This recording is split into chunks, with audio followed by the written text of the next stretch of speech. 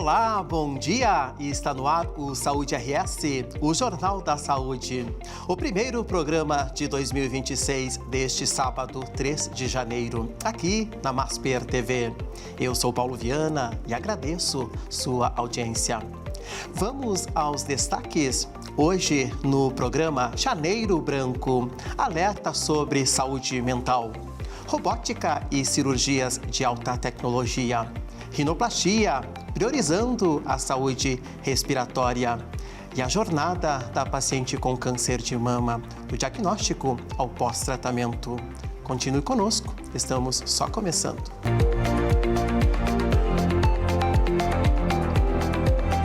Como anda a sua saúde mental? O ano está começando e junto com ele o Janeiro Branco, mês de conscientização que reforça a importância de cuidar da mente. Para abordar esse tema, contamos com o psiquiatra Dr. Luca Spanenberg, preceptor da residência em psiquiatria no Hospital São Lucas da PUC-RS, professor nos programas de Medicina e Ciências da Saúde e de Ciências Criminais, coordenador do Programa de Psiquiatria Intervencionista do Hospital São Lucas e pesquisador do INSER. Bom dia, doutor. Seja bem-vindo ao primeiro Saúde RS de 2026. Prazer recebê-lo. Muito obrigado, é um privilégio estar aqui abrindo esse ano com um tema tão relevante. Qual o objetivo da campanha Janeiro Branco e por que é tão importante discutir a saúde mental? Então, saúde mental hoje é a principal questão de saúde no mundo, né? Uma pesquisa da Ipsos, que vem sendo repetida há vários anos, mostrou, uma pesquisa que se faz em mais de 30 países, com mais de 60 mil pessoas, mostrou que saúde mental hoje alcançou o primeiro lugar na preocupação de saúde das pessoas ao redor do mundo, passando câncer, doenças crônicas, diabetes. Então, é um tema absolutamente relevante. E janeiro, então, tem esse movimento que, de uma maneira interessante, é um movimento que saiu da sociedade civil, assim, não partiu de associações profissionais, mas que pretendem inaugurar, então, o ano com uma campanha de conscientização sobre esse problema que afeta, né, grande parte das pessoas e que tem a ver com a gente refletir, então, sobre como é que a gente levou o ano anterior e, como uma página em branco, né, poder planejar os próximos passos, pensando nas nossas melhores decisões e nas estratégias para lidar com as demandas do ano que está começando, aproveitando, então, essa transição. Como está o cenário da saúde mental no Rio Grande do Sul e no Brasil? E o que esses dados revelam? Então, a gente tem vivido problemas importantes de saúde mental. O mundo inteiro, principalmente após a pandemia, né, legitimou o problema, né, não só reconhecendo, né, problemas que apareciam numa escala cada vez maior, mas a própria pandemia trouxe problemas adicionais, né? Houve uma explosão de diagnósticos de ansiedade, de depressão, uma série de outros comportamentos, né, que não são saudáveis para a nossa saúde mental. O isolamento social trouxe isso. Então, o mundo hoje vive um problema de saúde mental muito grande. No Brasil e em vários países não desenvolvidos, esse problema é exacerbado em função de uma série de questões estruturais. Por exemplo, o financiamento público para a saúde mental. Enquanto os países de alta renda destinam cerca de 5% ou mais do orçamento para a saúde mental, os países não desenvolvidos, aqui no Brasil, em torno de 2%. Então, é muito pouco financiamento para a saúde mental. Isso reflete na prestação de serviços, na estrutura montada, no acesso, na qualidade, trazendo, então, desafios enormes aí para a nossa realidade local e nacional. Quais os principais desafios das políticas públicas para a saúde mental no Brasil? Um dos grandes desafios é a gente trazer esse tema como prioritário, né? E o custo disso é enorme. Não priorizar esse tema hoje traz um custo direto, né, em termos de anos vividos com incapacidade, absenteísmo, problema aí para as empresas, presenteísmo e uma série de ônus aí para o sistema previdenciário, afastamentos laborais, né, mas também custos indiretos que são imponderáveis. Uma pessoa adoecida com saúde mental, ela implica em cuidados que muitas vezes uma segunda pessoa, uma terceira, também fica ali mobilizada para cuidar. Então, enquanto a gente não legitimar esse tema, não botar ele como prioritário, não financiar formar recursos humanos, né, que possam, né, dar conta, né, de trazer ativos de saúde mental para as pessoas mapearem riscos, a gente vai ter aí vai estar devendo alguma coisa aí para o problema. Por que a saúde mental tem sido tão negligenciada pelos órgãos públicos?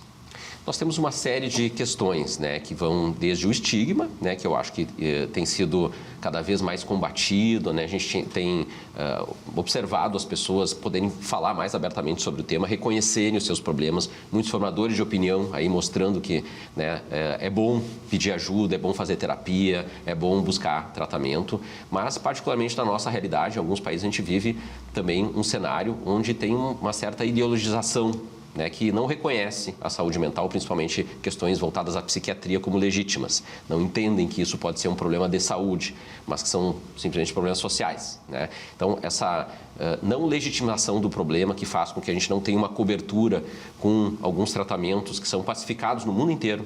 Por exemplo, a eletroconvulsoterapia no nosso meio, né, é muito estigmatizada. Até pouco tempo, alguns locais eram punidos por terem esse procedimento, enquanto é um dos procedimentos que tem maior efetividade, né, em toda a saúde e que em todos os sistemas de saúde públicos do mundo sérios, né, provêem isso para as pessoas e aqui, paradoxalmente, as populações, né, que são mais, vamos dizer assim, tem menos favorecidas, têm menos acesso porque o SUS não provê isso. Então, esse é só um exemplo, né, de como o sistema público, os nossos tomadores de decisões ainda têm dificuldades de poder lidar com esse assunto. Qual é o impacto da saúde mental na vida, no trabalho e nos relacionamentos?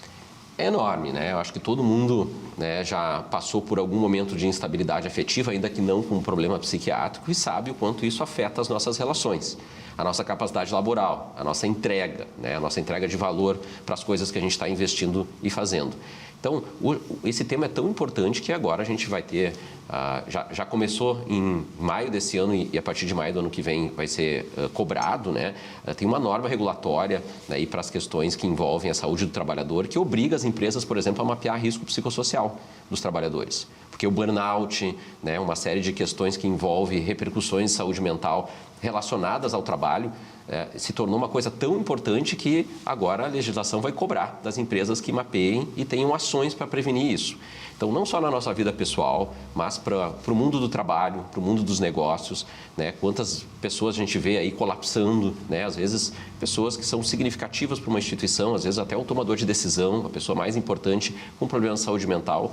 Então, quando a gente aborda isso de uma maneira séria, a gente entrega valor, né, inestimável aí, né, para geração de renda, para a melhora da qualidade de vida das pessoas e, né, para a nossa sociedade evoluir como um todo. Saúde mental na adolescência. Qual é o papel da escola e da família? Absolutamente fundamental, né? A gente, quando fala em saúde mental, a gente tem que pensar nos cenários onde as crianças, os adolescentes estão mais inseridos. Então, em primeiro lugar, né, dentro de casa. Né? Quando a gente tem um ambiente tóxico, e a gente sabe hoje que uma rede de apoio, né, que é frágil, que está adoecida, muitas famílias que estão passando por algumas condições de adoecimento coletivo impactam, né, sobremaneira na saúde mental das crianças e adolescentes. É um fator de risco, o estresse na infância e adolescência, principalmente se continuado, se relacionado a violações de direitos, a violência, é um fator de risco transdiagnóstico, a gente fala para todos os diagnósticos psiquiátricos. Vai impactar na prevalência de depressão, de ansiedade, esquizofrenia, no uso de substâncias. E a escola também. A escola é um grande espaço de prevenção, né? E, de novo, em países desenvolvidos, há muitas ações de promoção e prevenção à saúde mental, onde se trabalham ativos, por exemplo, de habilidades socioemocionais, as soft skills, que hoje estão sendo habilidades, né, até mais importantes para algumas empresas do que as hard skills, né? Porque hoje aprender, né, a capacidade de aprender a pessoa tem, às vezes ela não sabe, mas ela pode aprender. Agora, regulação emocional, capacidade de lidar com frustração, capacidade de lidar com pressão, isso é uma habilidade que se treina na infância e na adolescência. Quais sinais indicam de que alguém precisa de ajuda? A gente tem algumas red flags, né, para situações onde podem indicar uma avaliação especializada. Ansiedade e tristeza são emoções normais, né? Uma pessoa submetida a uma pressão, ela vai ter o sistema de alerta do corpo e da nossa mente ativado e vai gerar ansiedade. Quando essa ansiedade ou quando uma tristeza ela é muito continuada, ela é desproporcional ao evento, ela não passa. Ela é muito intensa e traz prejuízo funcional, isso é, a pessoa deixa de ter a performance que ela tinha, ela não consegue entregar mais aquilo que ela entregava, ela começa a ter alguns prejuízos funcionais, aí é hora de buscar ajuda. Isso pode ser uma identificação, um diagnóstico da própria pessoa, mas muitas vezes é a sua rede de apoio que identifica isso. Afinal, às vezes a gente está tão envolvido com uma situação estressante que a gente não reconhece que aquilo é um problema. Então, também poder ouvir, né, o informante, a rede de apoio em relação a esses sinais e aceitar, né, poder ir para uma avaliação, né, que pode trazer ali um esclarecimento e indicar um caminho melhor, é uma orientação aí importante. Como funciona o serviço de psiquiatria e saúde mental do Hospital São Lucas? O serviço de psiquiatria do Hospital São Lucas da PUC é um serviço terciário que tem uma série de inserções para situações de gravidade intermediária a maior. Então, a gente tem um ambulatório de psiquiatria que hoje atende cerca de 750 consultas por mês. Nós temos uma unidade de internação psiquiátrica com 14 leitos para saúde suplementar, então leitos privados, mas que é a única unidade de saúde suplementar no hospital geral, hoje no hospital privado aqui em Porto Alegre. Nós temos um serviço de psiquiatria intervencionista, e isso é um serviço novo. Então, hoje a gente tem intervenções em psiquiatria como a eletroconvulsoterapia, que eu mencionei, o serviço de estimulação magnética transcraniana, a aplicação da esquetamina intranasal, que é um antidepressivo de ação rápida, também uma tecnologia nova que surgiu e que tem revolucionado o tratamento de depressões graves, além de um serviço de consultoria do nosso hospital que presta assistência, então dá retaguarda para todos os pacientes internados do Hospital São Lucas. Como podemos quebrar o silêncio e o preconceito sobre transtornos mentais? Aqui é um bom exemplo, Paulo, te agradeço o espaço, né, onde a gente pode conversar sobre isso, trazer informação, apresentar, então esclarecer sobre a demanda que já existe. Eu acho que várias coisas que eu estou trazendo aqui as pessoas de alguma maneira já intuem, né, mas a gente poder, né, ter acesso à informação de qualidade é super importante. Então, disseminar informação, provocar os nossos tomadores de decisão, né, para pautarem com prioridade a saúde mental. Eu tenho certeza que se a gente valorizar mais essa dimensão, a gente entrega um valor inestimável para toda a sociedade e isso ganha escala numa série de outras condições de saúde. Muitas vezes as pessoas descompensam porque elas não estão bem na saúde mental. Então, cuidar da saúde mental também é cuidar da saúde física. Qual recado gostaria de deixar neste Janeiro Branco? O recado é cuide da sua saúde mental. Né? É um dos principais ativos de saúde. Quando a gente está bem com a saúde mental e melhora, evolui em relação a algumas habilidades de enfrentamento, a gente lida com as adversidades de uma outra forma. Então, a gente está mais preparado, inclusive, para lidar com problemas de natureza interpessoal ou até de problemas de saúde. Então, cuidar da saúde mental é talvez um dos maiores investimentos que a gente possa fazer hoje para que a nossa vida seja melhor. Lucas Spangenberg, psiquiatra do Hospital São Lucas da PUC-RS, agradecemos por estar conosco no Saúde RS. Muito obrigado. Volte sempre. No próximo bloco, você confere os quadros Robótica e Medicina e Nariz em Pauta. Não saia daí, a gente volta já.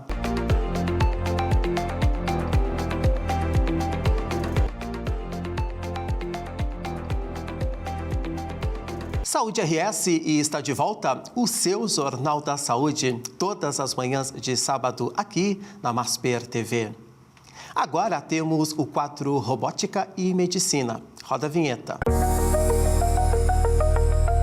Robótica e Medicina. Oferecimento: Instituto de Cirurgia Robótica do Rio Grande do Sul. Precisão e segurança em cada cirurgia. No episódio de hoje do quadro Robótica e Medicina, vamos mostrar como a prevenção, os tratamentos cirúrgicos e a tecnologia estão transformando a saúde. Para nos ajudar a entender esse universo, recebemos o Dr. Ricardo Gonçalves da Costa, especialista em cirurgia geral, aparelho digestivo, bariátrica, videolaparoscopia e robótica, e membro da equipe do Instituto de Cirurgia Robótica do Rio Grande do Sul. Bom dia, doutor. Bom dia, seja bem-vindo novamente ao quadro Robótica e Medicina. Muito obrigado, Paulo, pelo convite. Estou à disposição para responder as perguntas. Doutor, quando falamos em prevenção, Qual o papel do cirurgião geral antes mesmo da necessidade de uma cirurgia? Bom, a especialidade, Paulo, ela é linha de frente para muitas coisas, né? Muitas vezes o cirurgião geral é o primeiro médico que o paciente procura para resolver o seu problema de saúde, né? Então, isso é uma grande oportunidade que nós temos de, durante a nossa avaliação, não só da doença que o paciente procura para operar, mas também é uma grande oportunidade de a gente identificar outras condições que podem levar o paciente a ter perda de qualidade de vida, perda de saúde ao longo do tempo. Então, o cirurgião geral ele tem um papel fundamental nesta parte, principalmente quando o paciente o busca como o primeiro médico de referência. O senhor acredita que a tecnologia também pode contribuir para o diagnóstico precoce e a prevenção de doenças cirúrgicas? Não há muita dúvida a respeito disso. O que a gente vê com a evolução dos equipamentos, com o aumento da capacidade de detecção de lesões muito pequenas, com a introdução de novas tecnologias em cirurgia, como foi o caso da laparoscopia na década de 90, e é o caso da robótica agora, nos últimos 10 anos, o que a gente vê é que não só a gente consegue detectar as doenças muito mais precocemente, como a gente consegue tratá-las de uma maneira muito melhor, com menos agressividade, com menos complicações de pós-operatório, com retorno às atividades muito mais rápido. Quais são os principais benefícios da robótica para o paciente em termos de segurança, recuperação e resultados? Bem, a cirurgia robótica, ela traz ao cirurgião uma amplificação das suas habilidades. Ele permite que o cirurgião trabalhe de uma maneira muito mais próxima dos tecidos, cerca de 2,5 cm dos tecidos, com uma definição de imagem em 3D e em alta definição, alta resolução de imagem, com movimentos que o cirurgião executa com a ponta dos dedos.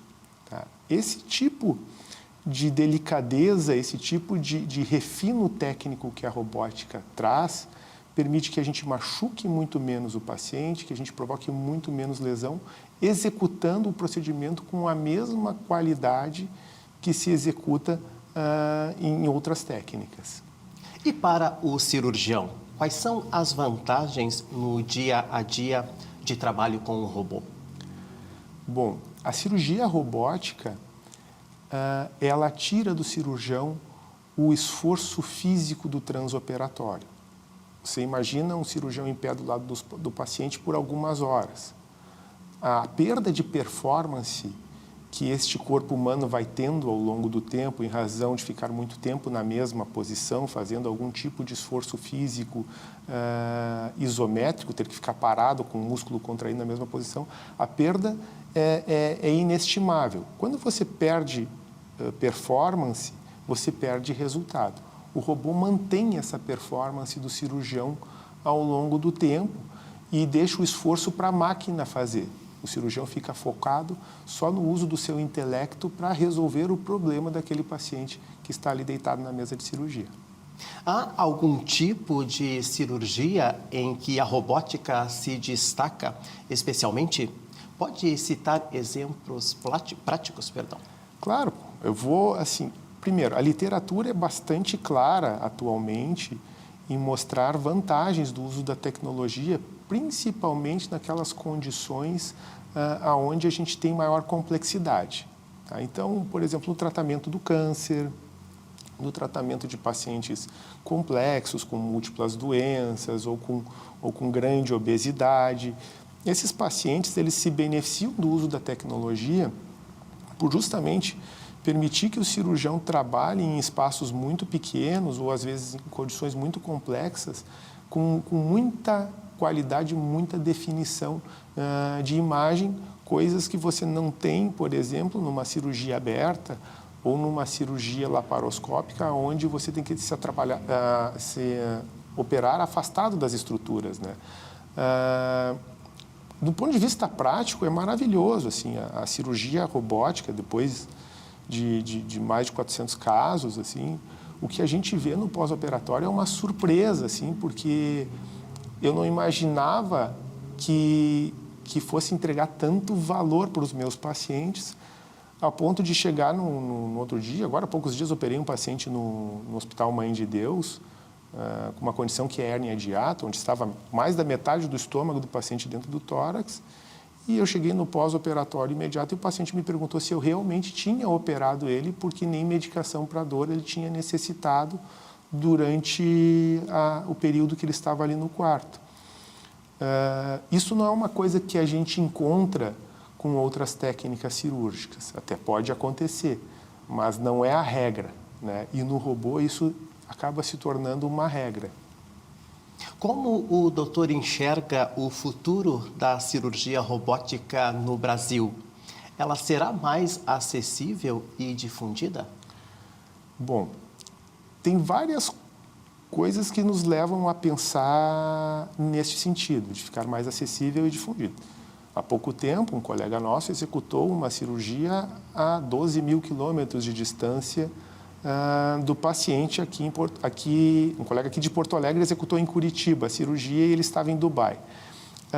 Então, eu entendo que a acessibilidade deve aumentar em razão da evolução da tecnologia.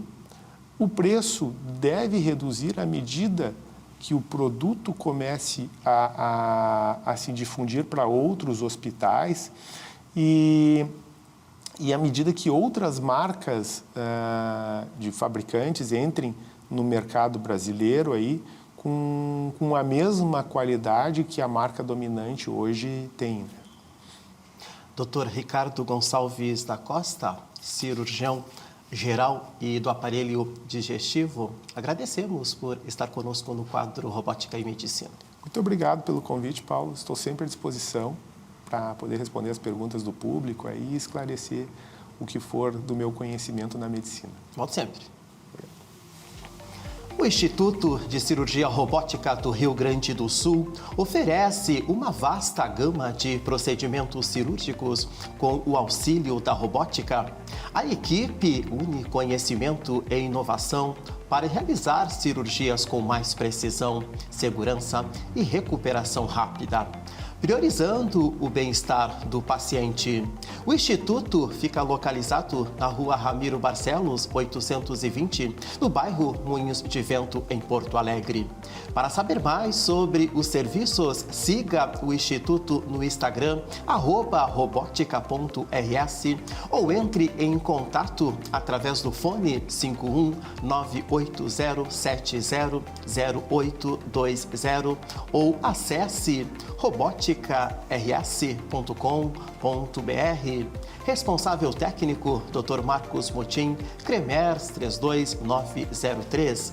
Instituto de Cirurgia Robótica do Rio Grande do Sul, onde o cuidado encontra a tecnologia e o futuro da medicina já é realidade.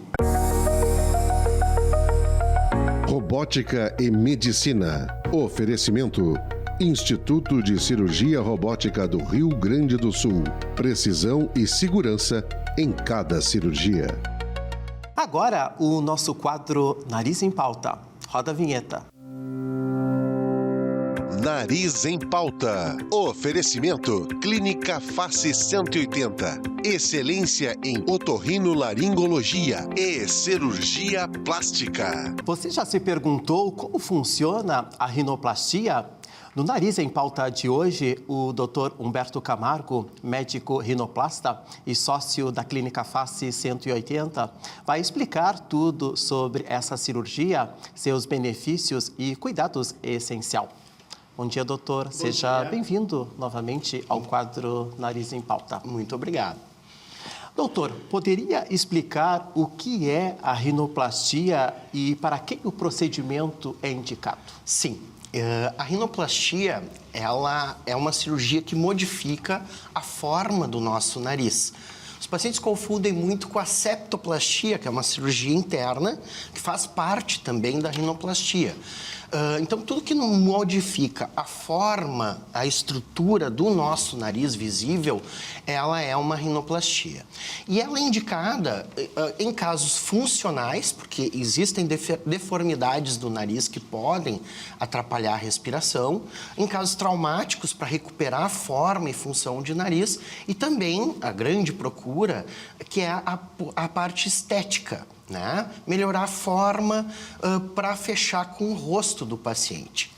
Como é feita a cirurgia plástica do nariz? Como é feita? Ela é feita através de 2 acessos. O acesso fechado e o acesso aberto. As pessoas pensam que o acesso aberto é um acesso mais traumático, mais agressivo, mas não é. Ele é um acesso muito utilizado atualmente, onde a gente faz um cortezinho aqui no nariz e um pequeno corte internamente em cada narina para ter toda a visão do nariz. Ao passo que a fechada não existe este corte. Nessa cirurgia, tanto a parte interna do nariz, como o septo nasal, os cornetos, e também a parte externa, ela é modificada, tanto para melhorar a função quanto para melhorar a estética. Então, a gente modifica cartilagens, a gente modifica o osso nasal. E a grande evolução dessa cirurgia hoje é a estruturação e a preservação. Não é mais aquela cirurgia de ressecar nariz, onde aquele nariz, o grande medo dos pacientes de ter o nariz do Michael Jackson, né? Isso não existe mais, porque hoje nós temos uma cirurgia mais robusta, mais de preservação e também de estruturação. A gente deixa as estruturas nasais mais reforçadas, garantindo um resultado mais acurado e uma evolução ao longo dos anos bem melhor, né, do nosso nariz.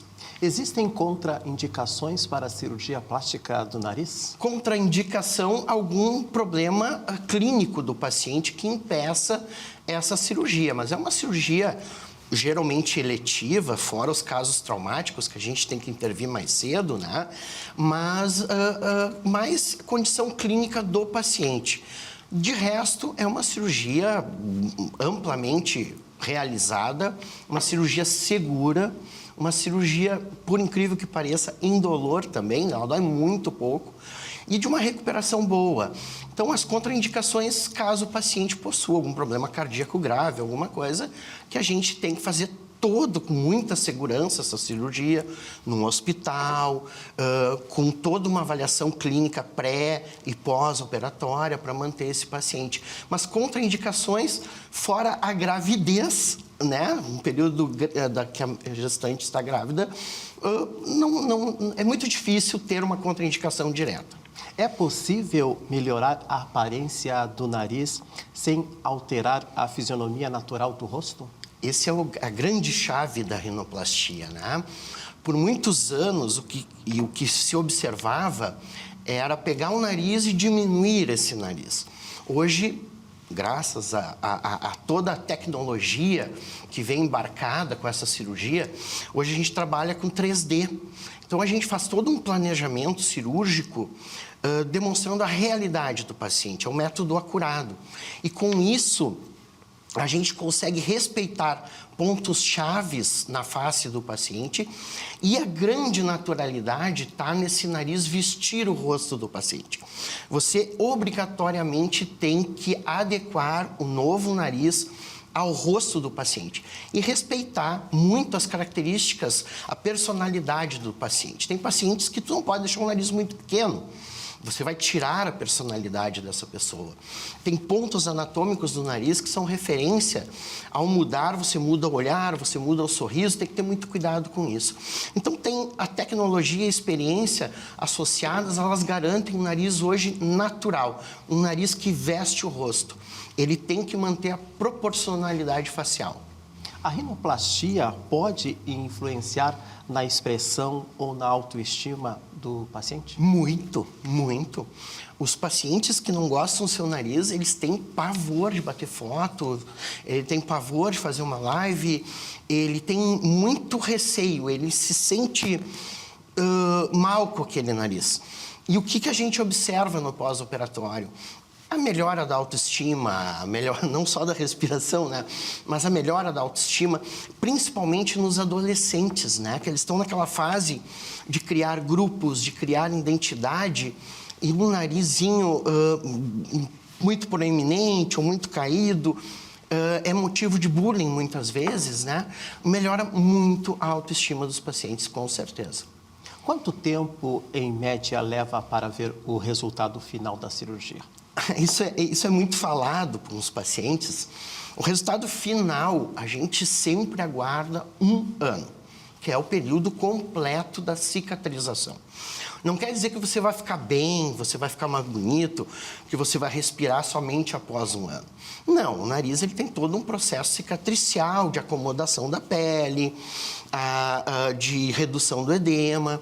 Em 1 mês, eu digo para o paciente, 1 mês tua vida volta ao normal, você já está gostando muito do nariz, já reduziu o edema bastante, mas a gente dá alta para esse paciente. A gente fecha o resultado em 1 ano, no mínimo. A rinoplastia estética causa dor no pós-operatório? Muito pouca dor, muito pouca dor. Muitos pacientes me ligam ou me mandam mensagem, doutor Humberto, não estou sentindo dor, eu preciso tomar remédio para dor. Então, é muito comum. A rinoplastia é uma cirurgia, não vou dizer indolor, mas ela é uma cirurgia do bem. Ela dói muito pouco. O principal desconforto, eu diria até o único desconforto, é um nariz mais congestionado ali naquela primeira semana, uma sensação de um resfriado, daria para a gente dizer assim, que é a evolução da rinoplastia. Mas ela dói muito pouco, demanda pouca medicação para dor. Como o cirurgião define o novo formato do nariz?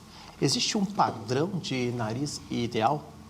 Existem padrões de narizes que a gente sempre busca. É uma grande paixão minha estudar antropometria facial.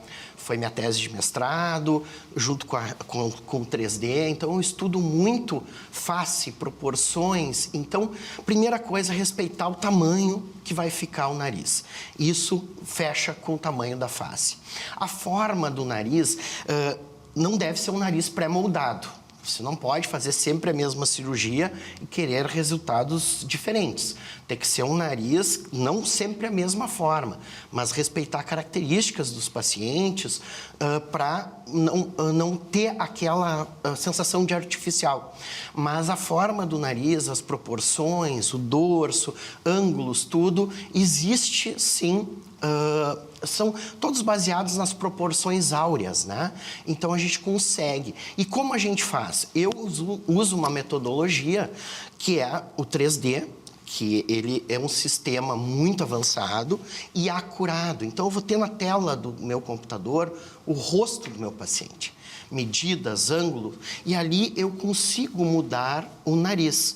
Com isso, eu consigo fazer uma guia cirúrgica, um molde de como vai ser o novo nariz, levo para a cirurgia e ali eu vou me basear nesse molde para garantir o tamanho e forma desejados, planejado previamente.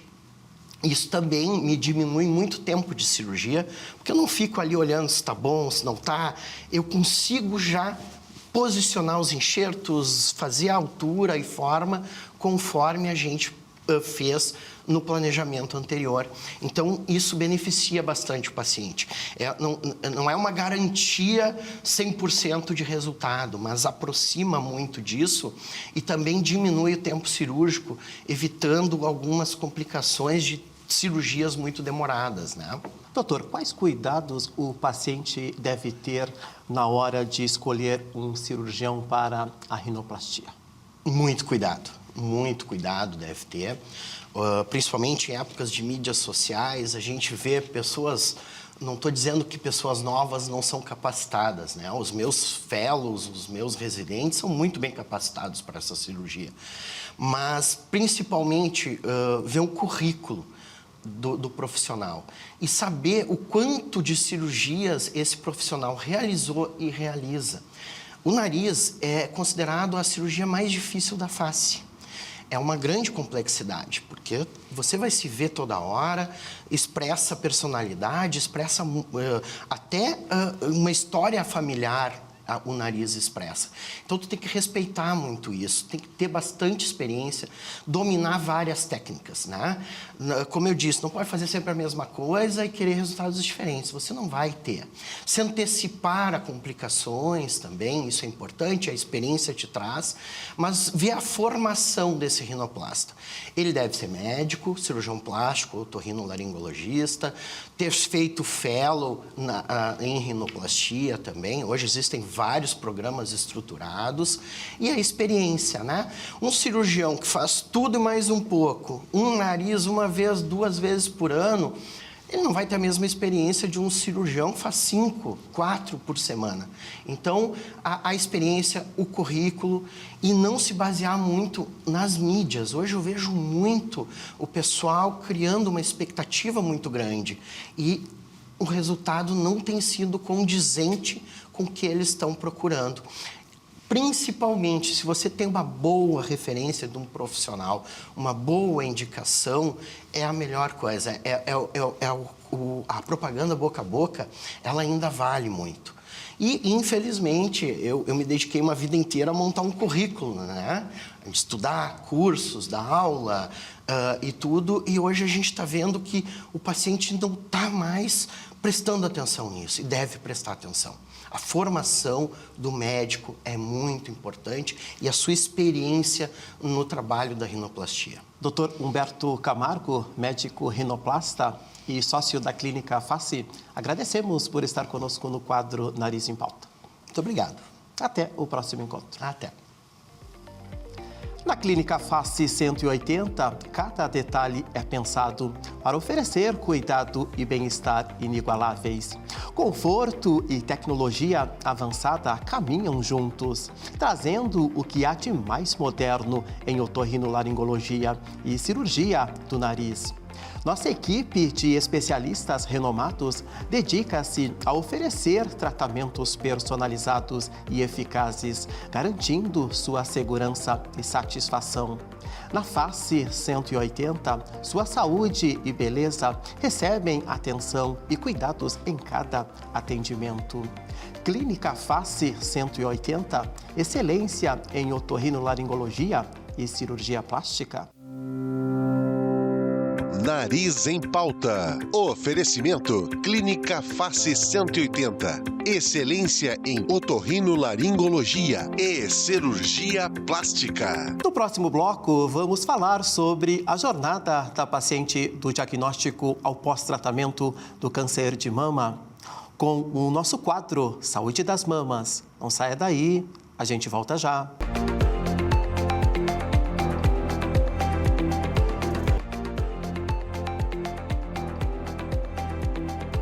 Saúde RS e está de volta o seu Jornal da Saúde, todas as manhãs de sábado aqui na Masper TV. Agora o nosso quadro Saúde das Mamas. Roda a vinheta. Saúde das Mamas. Oferecimento Clínica Shore. Mastologia Oncoplástica. Olá e bem-vindos ao quadro Saúde das Mamas. Hoje vamos falar sobre a jornada da paciente do diagnóstico ao pós-tratamento. Também vamos mostrar como o OncoFriends, aplicativo de apoio a pacientes oncológicas, pode contribuir para a vida de quem enfrenta o câncer de mama. Para abordar esse assunto, contamos com Daniela Miranda, advogada e CEO da OncoFriends, um grupo de pacientes oncológicas que criou o primeiro aplicativo no Brasil feito por pacientes para pacientes oncológicas. E o Dr. Mário Shore, mastologista, cirurgião oncoplástico e diretor da Clínica Shore. Bom dia, sejam bem-vindos ao quadro Saúde das Mamas. Bom dia. Bom dia, Paulo. Como é o momento do pós-diagnósticos, impactos e pensamentos?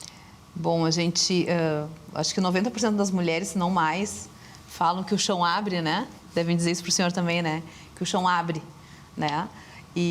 Mas eu faço muita analogia com uma estrada, né? Que a gente está trilhando, tu te imagina numa estrada, que para mim é a nossa vida, né? Tu tem uma estrada que tu tem o sinalizador, tem o localizador, que é o aplicativo, tu tem as placas, tu sabe para onde tu está indo, o dia tá bonito, de sol.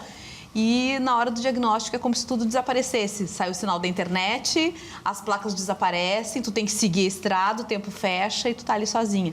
Então, quanto antes a gente conseguir chegar em uma de nós, com informação, com segurança, isso começa através do médico, né? Mas às vezes a mulher não tem esse acesso. Tem uma paciente que ontem conversava comigo e disse que recebeu o diagnóstico por um e-mail. Né? Então, imagina entre o e-mail e a próxima consulta dela, o que acontece na cabeça dela, na vida dela, né? É nisso que nesse vão que a gente tenta entrar para amenizar. É sempre interessante escutar assim, as pacientes, porque as reações variam, Daniela, e é um momento muito duro e não tem um protocolo. Eu digo que às vezes na faculdade de medicina, por mais que a gente tenha as cadeiras de psicologia, psiquiatria, mas são áreas, cada área de atuação é muito específica.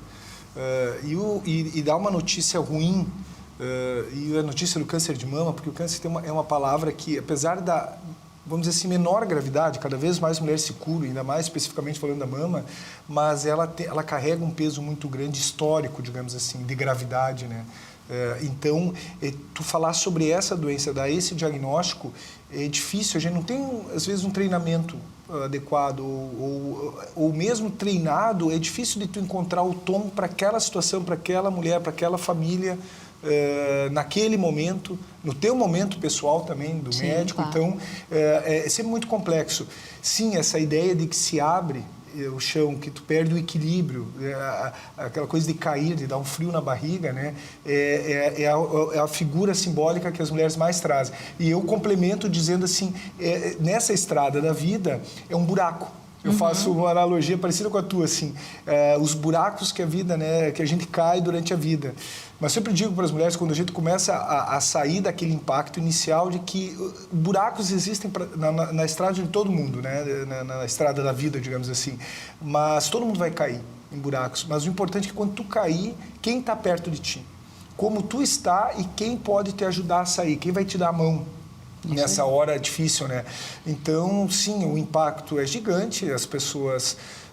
Aí tu passa a ouvir as pessoas chorarem, tudo é importante, que elas se exprimam, que elas tenham aqueles momentos de silêncio, não precisa o tempo inteiro estar falando, né? Diferente de um programa de TV em que a gente ocupa o silêncio, numa consulta o silêncio faz parte.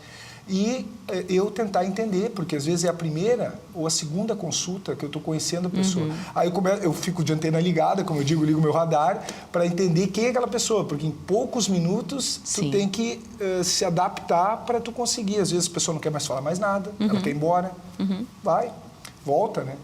Ou ela quer falar muito e tu escutar, ou ela só quer chorar, ou ela quer te escutar. Às vezes ela te dá a palavra e adota uma atitude mais passiva de te deixar falar e conduzir. Essas são as reações assim iniciais. Para encerrar essa pergunta, mas a minha função nessa hora, eu não sei, cada um enxerga de uma forma, mas eu não deixo parar. Eu pessoalmente faço assim, eu movimento, porque daí tem muita melancolia, muita dor, muita ameaça, a sensação, né, de perigo, e a gente para. Então, se eu já começo a falar sobre os exames, começo a falar sobre a cura, como é que vai ser o tratamento, que tudo está bem, né? E que as coisas vão começar a andar e que agora tu vai fazer toda uma mobilização para os próximos meses para sair dessa situação, tentando empurrar, né? Esse é como eu faço em geral, assim, e me adaptando a cada mulher. Isso é ótimo. Doutor Mário, como se dá a notícia e quais as orientações imediatas? Eu costumo, agora estou falando, estou me sentindo no consultório. Eu costumo perguntar, porque em geral as mulheres vêm com o resultado do exame vem para mim, mas vem também para as mulheres, porque o paciente, a pessoa, ela é dona do seu exame e ela tem o acesso. Então eu vejo se a pessoa já leu e se ela leu o que ela entendeu. né? Daí eu primeiro pergunto, tu leu o exame, tu sabe o que significa? Aí as pessoas começam a falar, daí eu começo a prestar atenção nas palavras que ela está usando, se ela está com medo ou não, o quanto ela investigou aquilo, né, com a internet, com o Google. E eu sempre digo para os pacientes, se informar é sempre muito importante, sim, porque as pessoas aliviam um pouco, está bem informada. Mas, às vezes, a internet ela tem um viés de tragédia. Né? Então, tu só vê notícia ruim, é muito difícil tu fazer uma procura e encontrar coisas mais leves. Então, as pessoas vivem mais apavoradas do que deveriam. Então, primeiro eu sondo para ver o quanto ela está informada. Se ela não está nada informada, aí eu passo a informar. Eu digo que não tem uma boa notícia, mas dentro dessa má notícia, as boas notícias relativamente vão começar a aparecer. Aí eu falo e vejo o impacto. O quanto aquilo impacta quem está perto da paciente, se ela está sozinha, em geral melhor não, mas muitas vezes vêm sozinhas, e daí uma coisa na hora, assim, eu vou vendo, sentindo cada pessoa, mas é sempre muito duro, assim, então tu falo rapidamente e entro em detalhes se a pessoa me pergunta. Eu sempre tenho uma questão ética, assim, no doutorado, Daniela, se alguma coisa eu levei, além de aprender a ler e escrever, como eu digo, né, no mestrado e doutorado, eu aprendi na aula de ética, como dar informações e o que as pessoas têm que saber. O paciente tem direito de saber tudo o que ele quiser. Porque às vezes fica o quanto eu tenho que dizer, os familiares se preocupam, às vezes, com a dureza da notícia. Então, tudo que a paciente quiser saber, ela tem direito de saber. E tudo que ela não quiser saber, ela tem o direito de não saber. Eu não posso falar demais. Então, ela me pergunta, eu respondo. Quer me perguntar algum detalhe a mais? Eu respondo. Eu vou assim. Parou? Está satisfeita? Eu paro. E assim a gente vai. Às vezes é no outro dia que ela vai perguntar outra coisa, as dúvidas vão surgindo. E tu tem que ter esse cuidado de informar, sim, não deixar nada para trás, porque as pessoas ficam com uma insegurança se tu não conta nada, assim, fica uma coisa, parece que está escondendo, né? Mas também não ficar falando demais. Às vezes ela quer saber só o básico e para ela está suficiente e assim ela vai andar. E esse é o jogo. Após, doutor, a informação do diagnóstico e os preparativos para o tratamento, como o médico pode amparar, acolher e cuidar dessas pessoas? Pois é, essa tua pergunta é bem importante. Eu acho que ela tem muito pessoal na trajetória de cada um, assim. A pergunta é para mim, vou responder conforme eu faço. Eu acho assim, o médico, a figura dele ali, para esse apoio inicial, eu sempre faço esse movimento, as pessoas se movimentar. Ela já sai com os exames marcados, outros colegas que têm que visitar marcados, né, já sai com essa agenda para ela ser conduzida, porque às vezes as pessoas saem da tua sala, eles não sabem se vão para a direita ou para a esquerda. É impressionante, esse buraco aberto, como tu diz, né? Essa sensação de vertigem que as mulheres saem, às vezes não adianta tu dar os papéis na mão, elas não sabem nem para onde ir, elas nem escutaram mais, depois muitas vezes do que tu falou. Então, alguém pegar pela mão e conduzir ela, que a gente chama o profissional navegador, em geral enfermeiro ou outro profissional, no nosso caso as nossas secretárias, elas já vão marcando e as pessoas vão se mobilizando para sentir que não estão paradas. Né? Esse é um jeito que eu faço de amparar e apoiar. Mas o meu papel ele é restrito. Porque a consulta diagnóstico que dure 40 minutos, 30 minutos, 1 hora, o tempo que for necessário, mas acabou a consulta, minha atuação ela para um pouco, né? Eu não consigo, eu sozinho não consigo fazer nada, eu não consigo dar o amparo, o acolhimento. Eu digo que a gente tem que dividir, o trabalho é multidisciplinar mesmo. Então eu já vou passando para os outros colegas, já saio com a consulta marcada com a psicóloga, caso ela queira, seja um desejo da paciente, os outros colegas médicos para fazer o ajuste para o tratamento, a marcação dos exames. Se a paciente já quiser também ter um apoio da fisioterapia, da nutrição, ela já vai ter esses agendamentos marcados, esses profissionais vão recebendo a pessoa para não só ajudar do ponto de vista prático, mas também aquele amparo simbólico. Ela sai de uma mão para outra, tu entende? Naquele buraco que tu está, as mãos vão aparecendo para te ajudar. Essa é a forma que eu vejo de conduzir assim e ir tornando mais leve. E por isso que a Daniela aqui conosco conversando, ela é tão importante, porque eu acho que além dos profissionais que, né, a gente tenta amparar e preencher esse vazio que fica, né, na vida das pessoas, mas quando tu encontra pessoas que passaram por situações semelhantes à tua, eu acho que aí sim tu talvez seja outro passo tão importante quanto que é tu encontrar os teus pares, porque a solidão Daniela? A solidão é gigante, tu tá sozinho num buraco, abrir o teu chão. Quem é que está junto contigo? Os profissionais de saúde, eles claro, te ajuda, essa, né, toda a intenção, mas às vezes tu não consegue tudo. O ponto final, o mais importante muitas vezes é tu encontrar as pessoas parecidas contigo que vão dizer, eu sei do que tu está falando, eu passei por isso, né? Tu não está só. E eu acho que é aí que entra os grupos de apoio e agora tu com essa tua iniciativa maravilhosa de, através de um aplicativo, as pessoas com o celular, já que é a linguagem atual, né? Tu conseguir se adaptar e trazer essa ajuda para as pessoas. Nós começamos com eu e minha parceira do Rio, a Gabi Macedo, nós começamos conversando entre nós e formando os grupos de WhatsApp. O WhatsApp é bom, uma ferramenta maravilhosa para o nosso dia a dia, mas ele é limitado. Né? E ali nos grupos com 100, 200, 300 mulheres, a gente em 18 estados, chega uma hora, vira uma torre de Babel, a gente não consegue mais se entender. E as coisas vão se perdendo, as dúvidas vão surgindo, mas são dúvidas básicas, não são dúvidas que o médico vai atender. É coisa da rotina, estou com muito sono, isso é normal, como é que vocês... Sabe, são coisas que tu não vai levar para o médico. Mas com os teus pares, como o doutor falou, né, a gente consegue conversar entre nós. Não é assim mesmo, tu vai ter isso, descansa mais um pouco. A gente faz a quimio, a gente acha que já vai sair arrasada. Não, a gente fica uns 3 dias bem, depois é que a gente dá uma caída. Então, assim, as dúvidas da rotina da paciente. E ali nos grupos a gente tem pacientes que estão em início de tratamento, meio, fim, já passou e querem continuar no grupo para ajudar outras. Então, a gente tem pessoas em vários níveis. E a gente resolveu fazer o app exatamente isso, para sistematizar as informações. Então, o app é uma coisa nossa, não é feito por uma grande empresa de tecnologia, uma coisa que foi abastecida por nós. A gente tem um suporte, sim, tecnológico, né? A sede desse nosso cérebro é em Minas. E nos ajudam a gente sistematizar. Então, a gente tem perguntas e respostas simples e singelas, porque a gente não quer virar uma Babilônia de informações. Ali a mulher se perde. E a gente tem mulheres de todas as idades ali, de todos os níveis culturais e sociais. Tem que ser uma coisa simples e fácil de absorver.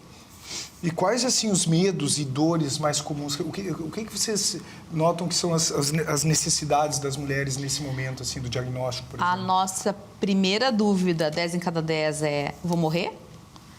Quando o senhor diz que a gente não vai morrer, a segunda maior dúvida é: vou ficar careca. É isso. É isso. Né? E então tem todo um debate sobre a história do cabelo, uso touca, não uso touca. Aí eu posso depois ter câncer no bulbo capilar porque eu estou usando touca. Aí começam as místicas, as teorias da conspiração, as loucuras todas, né, que a gente tem. Aí começa, vai usar cabelo ou não, vai fazer um aplique ou não, né, melhor cortar curto. E aí começam todas as dúvidas da mulher. Parece uma coisa superficial né, e muito tola para quem está tendo um diagnóstico tão sério. Mas para a mulher o cabelo dela é algo que traz também sua segurança e sua identidade, né? Eu não perdi o cabelo porque eu fiz a touca, mantive meu cabelo mais curto, aí a gente usa shampoo seco, faz várias, né, técnicas para isso. E o pior elogio que a gente recebe é assim: tu não tá com cara da doença. Ou seja, a doença tem uma cara, né? E a gente vai trabalhando isso em nós e depois nelas, né? Mas é fundamental. Olha só, tem outra coisa que me chama bastante atenção, que eu queria te perguntar para as mulheres e que também varia bastante, às vezes é difícil de conduzir. O tratamento acaba.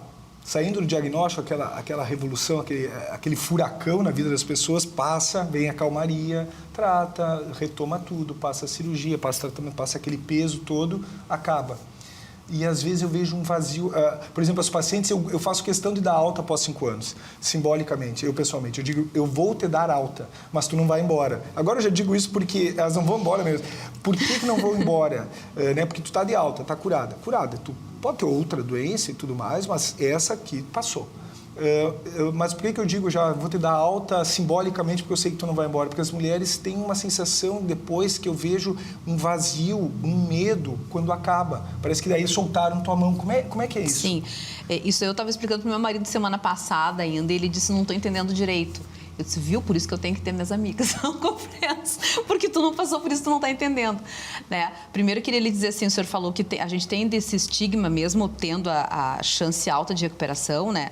Mas a gente vem de uma situação que 2 gerações atrás, é pouco, minha avó dizia a doença. Né? Ela não falava a palavra, parecia que ia atrair. E a gente tem isso enraizado, tem isso no nosso DNA, vamos dizer assim, né? De que é uma coisa terrível. Então, a gente tem isso ainda.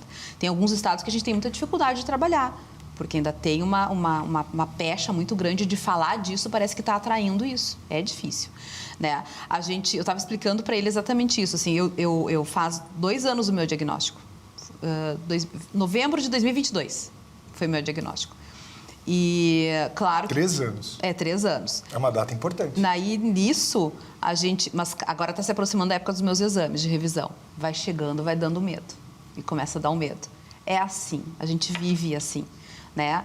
E mesmo eu acho que depois que termina esse período dos 5 anos iniciais, que é uma coisa muito marcante para nós, a gente fica esperando, parece que é o vencimento da carência do plano de saúde, assim, sabe? Tá esperando acabar logo. A gente vive isso e começa, e elas narram isso, né? Eu também sinto isso depois do tratamento. A gente começa a sentir, tá, eu sou outra pessoa, mas eu tenho que voltar pro meu mundo.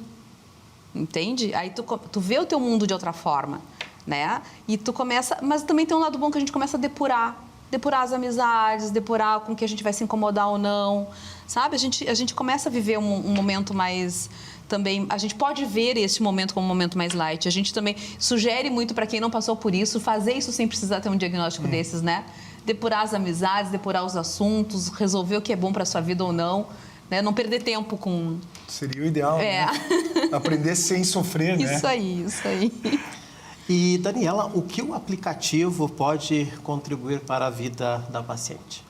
Vamos lá, a gente montou o app, nós somos o primeiro app feito de pacientes para pacientes no Brasil, a gente abastece ele com informações que as próprias meninas dizem para nós, tá faltando isso, né? Tá faltando aquilo. Tem uma menina lá de São Paulo que mandou mensagem para nós, olha, a gente falou pouco sobre tal assunto. Então, a gente vai atrás, conversa com os profissionais, pede para eles informação, o que a gente pode abastecer ali ou não. Eu me lembro que o dia que eu conheci o Dr. Chor, eu perguntei para ele assim, hoje está um debate, que aí quando vem um assunto novo, vira uma loucura nos grupos de WhatsApp, né? Começaram a falar que não podia, que a erva mate tinha um componente que conflitava com uma das medicações mais comuns que a gente toma, que é o tamoxifeno. E o Dr. Chor me fala sobre isso, para eu poder acalmar elas ou não, né? Porque... para uma de nós que está lá, sei lá, no interior de Juí, e o prazer dela é acordar e fazer seu chimarrão, a gente vai podar esse prazer a troco de nada. Deixa a gente ter uma informação mais ou menos segura se é ou não, né? Então, assim, é a qualidade de vida que a gente quer dar, né? E informação e segurança, isso que o doutor fala de dar a mão, a gente precisa disso, a gente precisa de apoio. Eu tive uma rede maravilhosa, eu tive minhas amigas disputando quem ia comigo no dia das minhas químios, mas tem gente que não tem ninguém. Não tem ninguém para nada, né? Para tirar uma dúvida, para ajudar no dia que não está se sentindo muito bem em casa, para ajudar a fazer um alimento seu, né? Então, a gente precisa entrar nesse espaço. É isso. Daniela Miranda e Dr. Mário Chor, agradecemos por estarem conosco no quadro Saúde das Mamas. Muito obrigada pela oportunidade de poder falar para outras mulheres, pacientes ou não, né? E dizer em especial assim que o Outubro Rosa, que a gente vive tanto, o doutor tem um slogan na clínica dele que eu acho maravilhosa, que a cura é o ponto de partida. É isso, vai atrás, né? Vamos descobrir. E que Outubro Rosa, eu falo sempre que não é para quem teve câncer, é para quem acha que ele está longe demais, que ele está muito distante. Obrigada. Obrigado, Paulo. A Clínica Chor é referência no tratamento de transtornos e doenças da mama, atuando com excelência em mastologia, cirurgia oncoplástica e oncologia mamária, com uma equipe multidisciplinar altamente qualificada. A clínica oferece cuidado completo, unindo tecnologia avançada, expertise médica e um atendimento acolhedor e personalizado. Fundada pelo Dr. Mário Chor, a Clínica Chor tem como missão garantir tratamentos eficazes, sempre com foco no bem-estar integral da paciente, respeitando suas necessidades físicas e emocionais em todas as etapas do cuidado. A Clínica Chor está localizada na Rua Gomes Jardim, 201, Sala 1107, no mesmo complexo do Hospital Blanqui. Para saber mais sobre os serviços, siga a Clínica Chor no Instagram ou entre em contato pelo WhatsApp 51 3392 0100. Clínica Chor Mastologia Oncoplástica. Saúde das mamas. Oferecimento Clínica Shore. Mastologia oncoplástica. Você pode participar do programa pelo nosso Instagram, @maspertv, ou através do WhatsApp 51995171412. Hoje ficamos por aqui. Agradeço a sua audiência. Estaremos de volta na semana que vem. Até lá e um bom final de semana. Desejo a todos um excelente ano com muita saúde.